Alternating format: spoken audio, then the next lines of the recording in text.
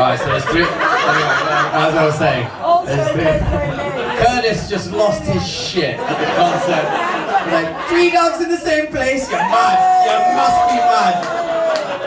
I love where this is going.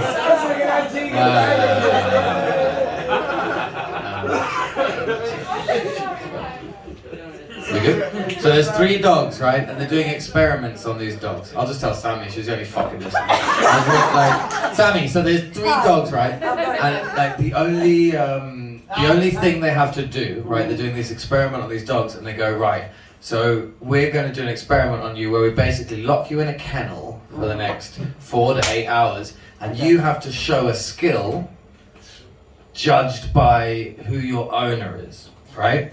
So one dog is owned by an accountant, the next dog is owned by an architect, and unfortunately the other dog is owned, probably adopted, in some drunken rage, by a yacht captain, right? So we've got the accountant, we've got the architect, and we've got the yacht captain dog. And what these scientists, this is a legit scientist, I've looked into this joke, and what they do is they give them 5... not now, but I respect your opinion. We'll get our chance later. Like, when's this wrap up? So they give them 5 bones each. These dogs, and they're all in separate kennels. These dogs don't know of each other, and they don't know the profession of the owner of the other dogs. Anyways, they get them in there, and they leave them with 5 bones for about 4 to 5 hours. They come back. Shut up, Tommy. They come back. Are you making me do math? No. And they come back, and this shouldn't take this long to tell a joke normally, but so they come back after 4 hours, and the accountant dog, they have a little look and see what he's doing, and he's chopped the bones in half, he's split them down the center, and he's put them in numeric little groups, so there's no odd numbers, and they go, hey, the accountant's dog, you fucking nailed it, and he goes, yes mate, that's the reaction we wanted. Beautiful. So they move on to the next kennel. Who've we got next? The architect. Yeah. That fucking dog has made little splinters of bones. He's made the lovely little blueprints of a house that he's copied from his owner, and the guys come in and they go, dude, fucking architect dog, you nailed it. You fucking nailed it. And he goes, oh, thank you.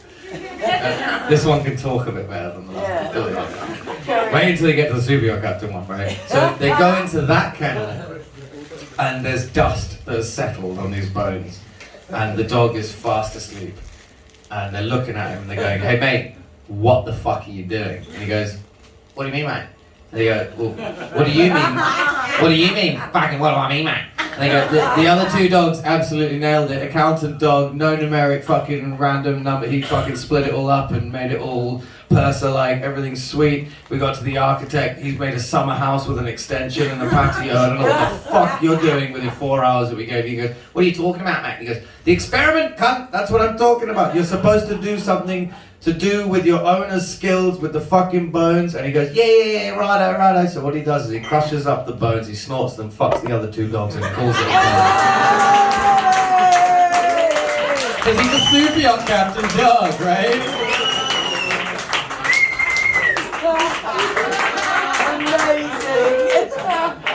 That took a while. I was like, if that punchline doesn't work, come on, that was a question to me to start with. I'm no expert on mental health, and I don't know the key to happiness. Surprise, surprise.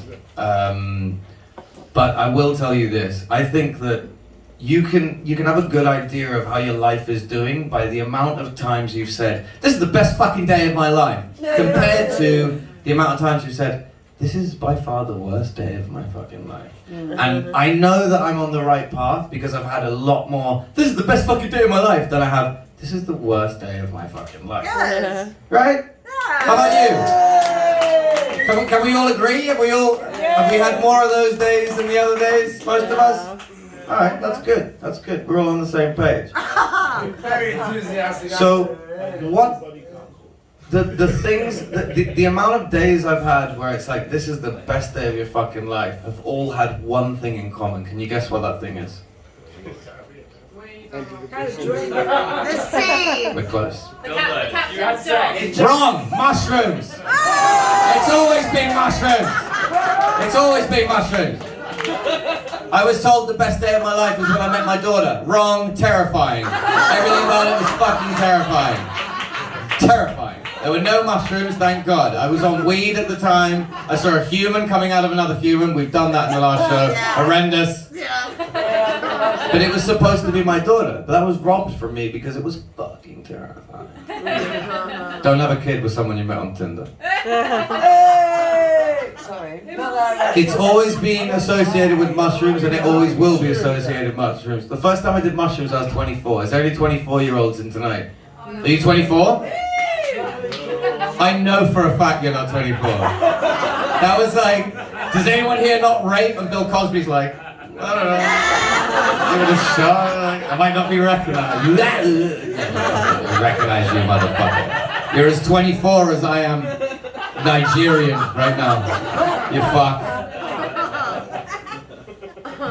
Madam, I don't know your name, but enjoy being 24. Because I fucking did. I enjoyed being 24 so it's pointless, rude. But I enjoyed being 24 so much I have no recollection of being 25. No. There are 2 pictures on Facebook to prove that I was alive during that year. That's about it.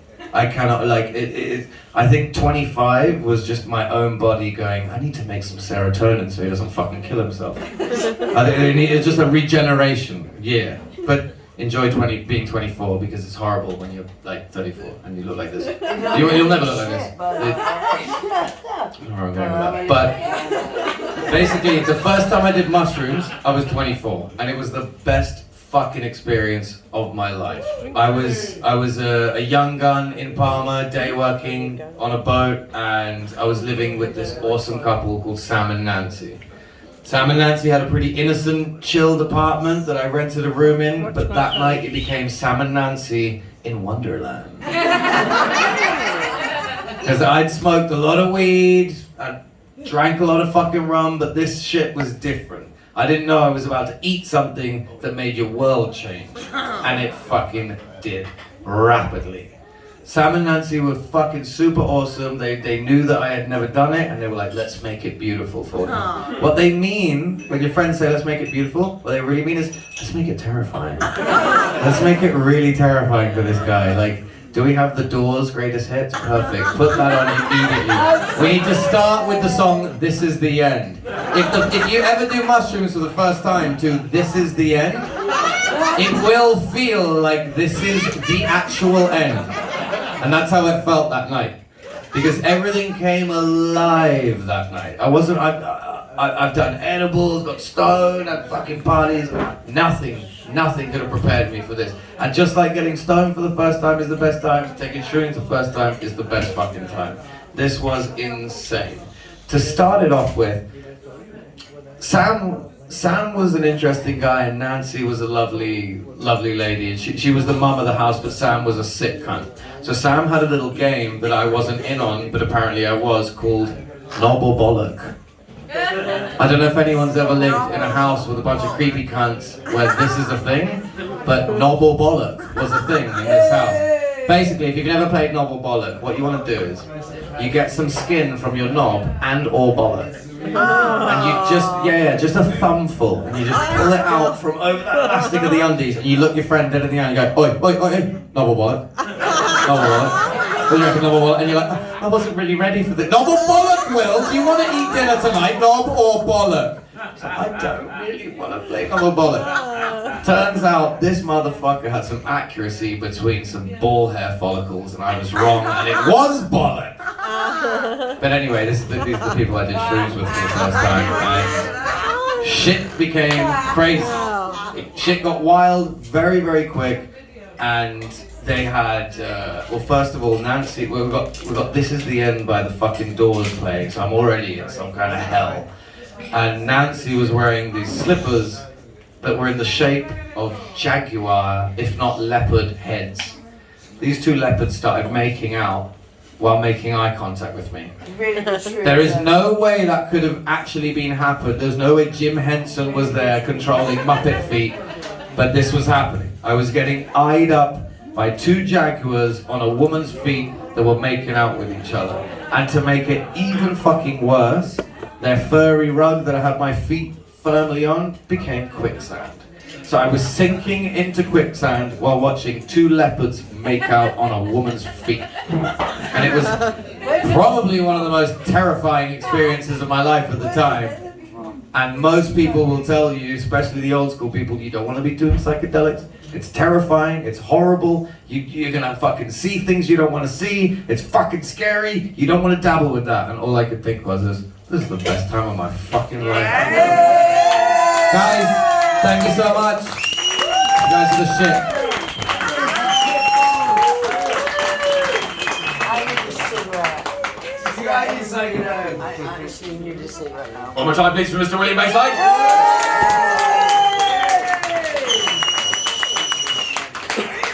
Guys, I just want to say once again on behalf of all the comedians, all the guys and gals who played this evening, thank you so much for making the effort to come down. Have you had a lovely evening? Yay!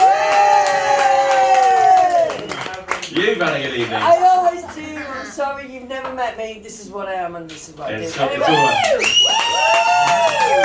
I'm 32 years old.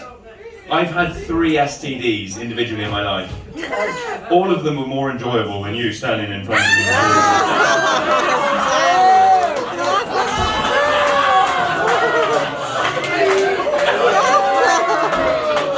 I'm not even joking, it goes like this, crabs, syphilis, and then crabs again. It was like a while without having sex, I was like, I'm gonna go back to Sandra.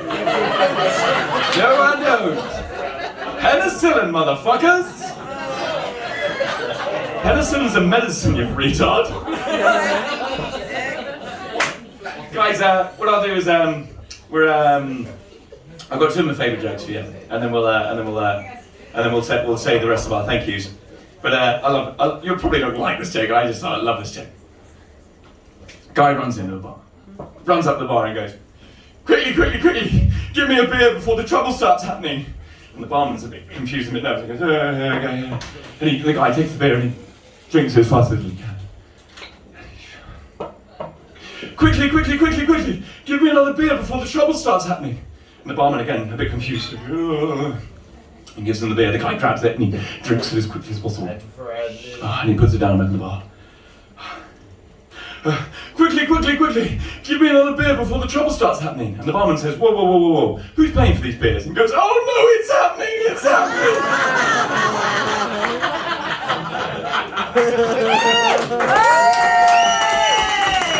Last one, and we can go. Boy walks up to his dad and he says, "Dad, what's the difference between in theory and in reality?" And the dad goes, "It's very easy, my boy, very easy. Go ask your mother if she would do one with a milkman for 10 grand. And the boy goes, "Okay." And he goes up to his mum and he says, Mum, we do sex with the postman for 10 grand. And she's like, "Whoa, he's not a looker." But £10,000 is 10,000 fucking pounds. You know what? I'm in. Yeah, I would. So it sounds like great. And he runs back to his dad and says, Mum. Sorry, Dad. Sorry. She said, "Yeah." And the dad says, "All right, good man, good job, my lad. Now I've got the same question. Go ask your sister." So the boy runs up to his sister and he says, "Would you do one with the milkman for 10 grand?" And Mr. Jules like, "Well, Mr. Kingsley, he's fucking 47 years old. But 10 grand is 10 fucking grand." "Fuck it, yeah, I would. One night, let's do it." And so the boy's like, "Thanks." And he runs back to his dad. He goes, Dad. She said yes as well." And the dad goes, "Good job, lad. Good job." And there you have it. That's the difference between in theory and in reality. In theory, we're sitting on 20 grand. But in reality, we just live with a couple of slappers.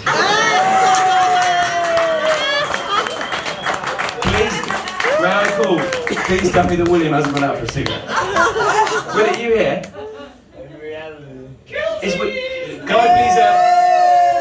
Can I please call William and Linda to the stage, please? Can I make that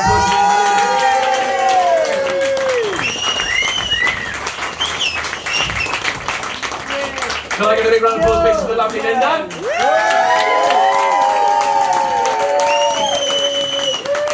A round of applause for the very funny and very lovely Mr. William Bayside. I'll get one big round of applause for you guys.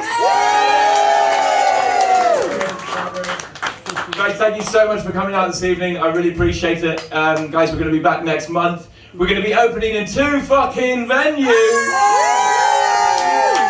There we are. We'll see you back here on the 19th of April. Thank you so much for coming. Any more words before we finish? Yes, one more time. More. Okay.